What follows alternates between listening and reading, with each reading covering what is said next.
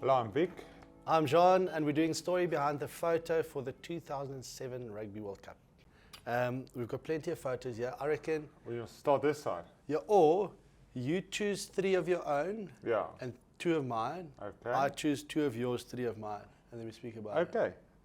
So let's go first. Gonna go one of my own first. Yeah, no, you always put yourself first. You can. Well, my pick I'm going to take, of course, of my oldest daughter, Jamie.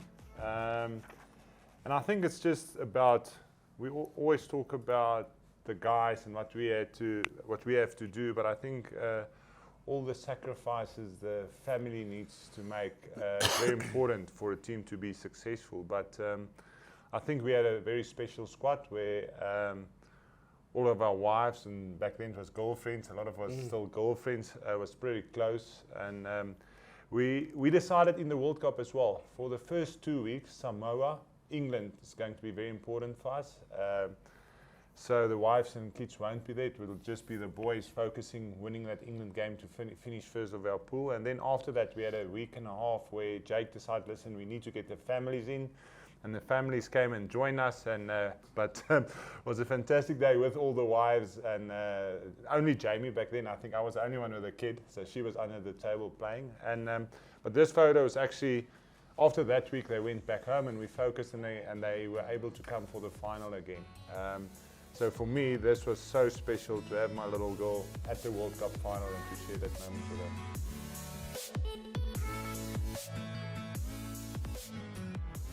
her. Next, I'm going to go for this one.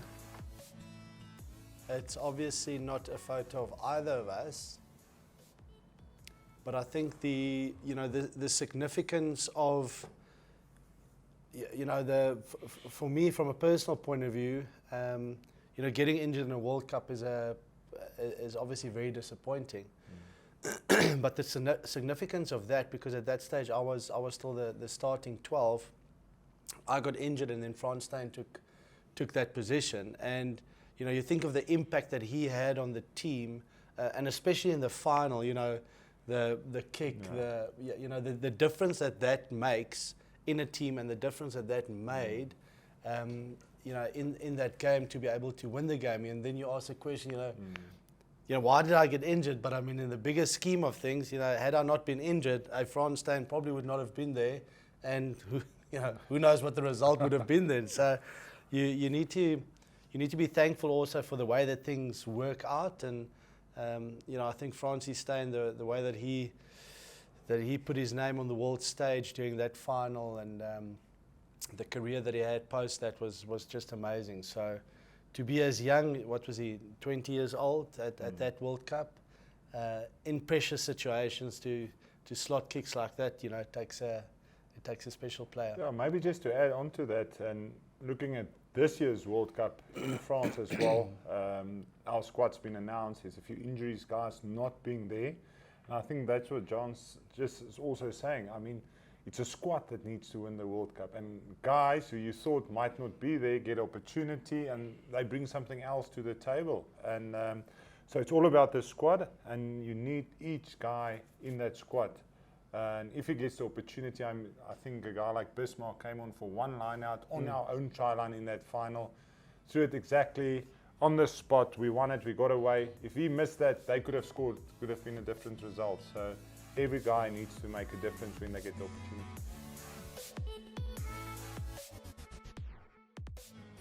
I think these two go together as well, and kind of, ask Vic, kind of the bond of, Victor Matfield, Bakkies Botha, lock pairing.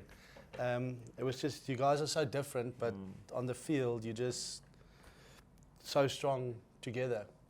Yeah, I think as a youngster, I said I played for Griquas, Bakkies played for the Falke, and I mean, as a 19-year-old playing against Bakkies, he irritated me already.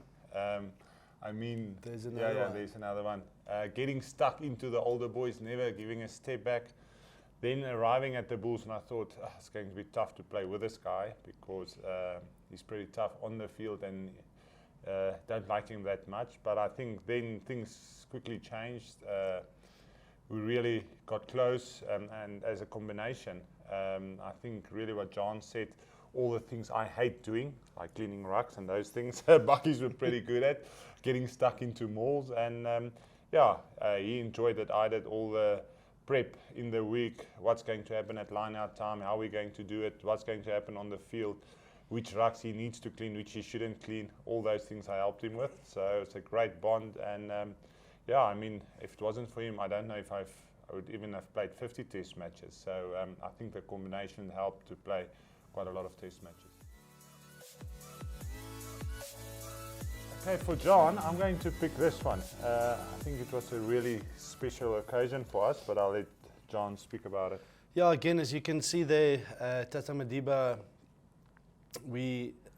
firstly, we actually don't have the photo here, but he was in Paris the week before we played our first game against Samoa. So we went to his hotel, and he kind of gave us a beautiful message for the World Cup, and you know, a guy that's so inspirational like him, it's pretty cool when you have something like that, and then obviously we were able to win the World Cup, and went back to him at his house in Houghton, and you know, and to be in his presence, and you know, him sitting here with the Rugby World Cup and us as champions in 2007, that was a pretty surreal moment, and what's really cool for me as well, I've got a photo back home still where each of the squad members, we were able to, he was seated down at his desk in his office with a William Webb Ellis trophy in front of him, and we could take individual photos with him. And mine I actually then sent back, and he signed it and put my name on it and all of that. So so that was very cool. It's a special day, a special man, and I think it was very cool for us.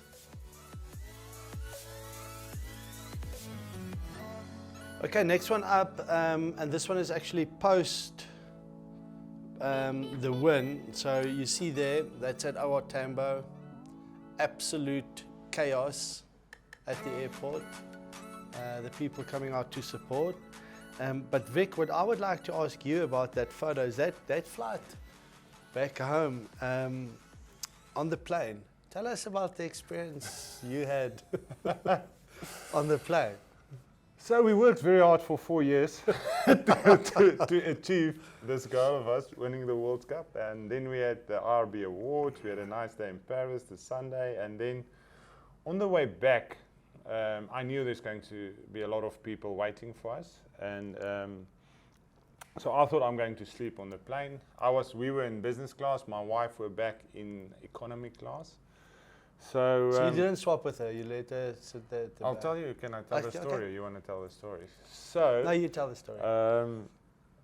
I thought, let me take a sleeping tablet. Let's go to bed. Let's be fresh when we arrive in South Africa. And as I had this sleeping, someone said, "Shouldn't we just have one glass of red wine?"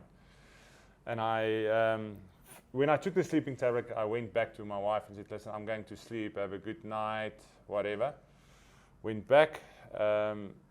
Had a glass of wine, and then the next thing I remember is the next morning, arriving in South Africa, going back to my wife and said, "Listen, you have to get up." And she said, "How was the party?" And I said, "But I didn't drink last night. I only drank 1 or 2 red wines." She said, "Look at your mouth," and it was all red. And then things started coming back to me. So as we had the glass of wine, it got 2 and 3, and then 1 bottle, 2 bottles, and then probably brandy and Coke. I'm not sure. Yeah, so it was a pretty rough flight. Can't share everything. What happened? Oh, no, you not can't. Everything. Can you not share everything? No, we keep it there. Okay.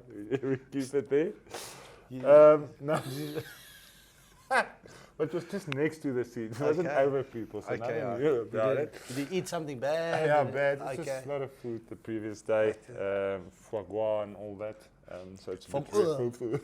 It's a bit rich. So, so when we arrived at the airport, I didn't feel that good as well. So I think there was a room. I don't think I went out to the people. I just went and lay in the room. And then the next moment, my wife came and said, "Your parents are out there. You better get yourself together and clean up and everything." And I had to go out. So That first day was pretty tough, almost like John's last day. Your parents going to see this, eh? It's alright. Do they know I'm this almost 50 now. So one difficult one for Jean, maybe. I'm taking this one.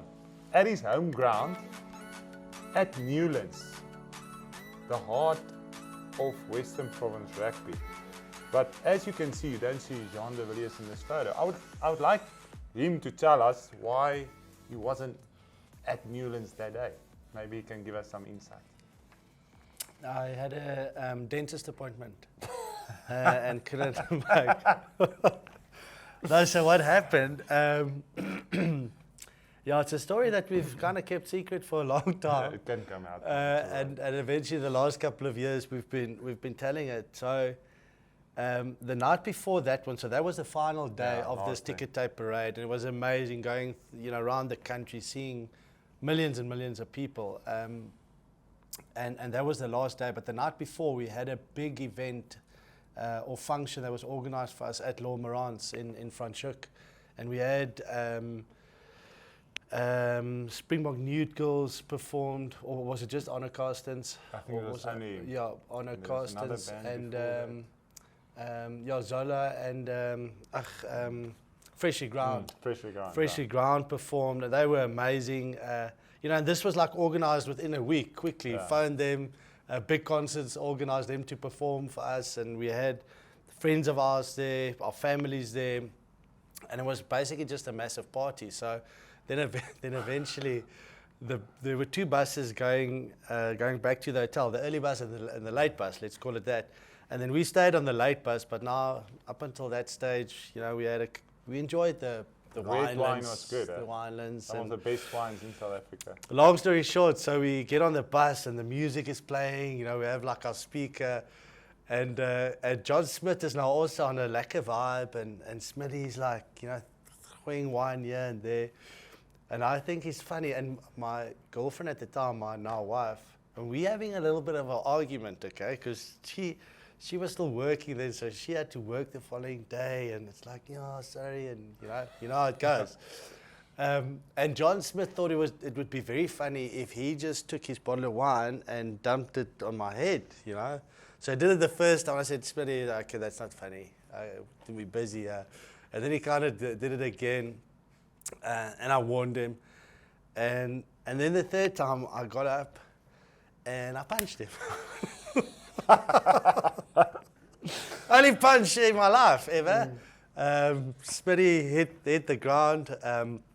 The music stopped. Everybody went back to their seats, and the party was over, kind of thing. And then I obviously felt really bad, and I stayed away. Went straight home and stayed away from the last day ticket tape parade.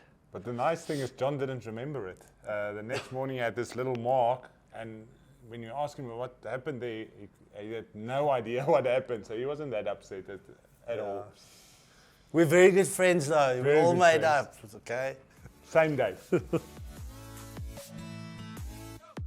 Okay, so my last one that I'll select would be this one. A special one for me as well. Firstly, the kind of, Skulk and myself, we were basically roommates throughout our careers. Went to school together, and this picture was actually taken before the semi-final, the day before the semi-final. And what makes it extra special is Barley Swart went to the same school as the two of us, to Paul Gymnasium. So we decided to take a photo, the three of us together.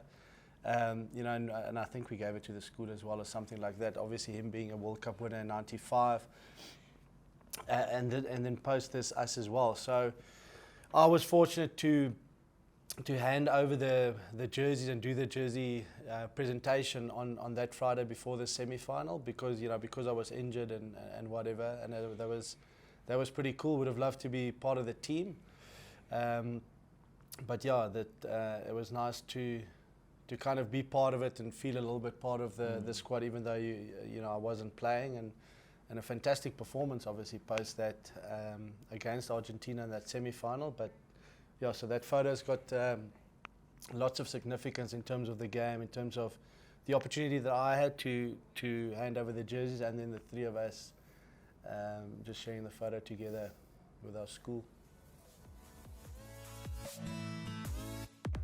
So my last one I'm going to pick was this one, and that was our tour throughout the country with a trophy. And yeah, I think I was matric in '95 when we won the World Cup, and I remember we were watching the game at a friend's house, and then we went into the street, and just to see what that meant to the country was unbelievable. And we were in France, and we were on this road to the final, and we were actually a bit distanced from everything. We didn't quite had that feeling that I experienced in '95. But as we went to the final, I think in that week, Helen Gericke brought a lot of videos from what was happening in South Africa, how the schools were dressing up, how the whole country was getting behind us. And yeah, then we won the World Cup, and then when we arrived back in South Africa, it was just unbelievable to see what it means to the country, to see how everyone just came out to see this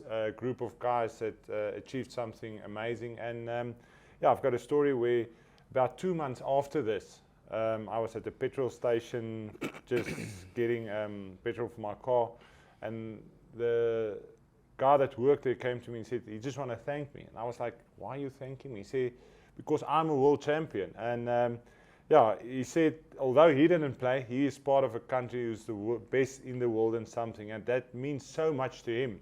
And I think, yeah, sometimes you don't understand what it means to this country, but like John spoke earlier about Madiba, and I mean '95, and I mean rugby is the one sport in South Africa that really brings people together. And on this tour, it was so amazing to be able to experience that as well.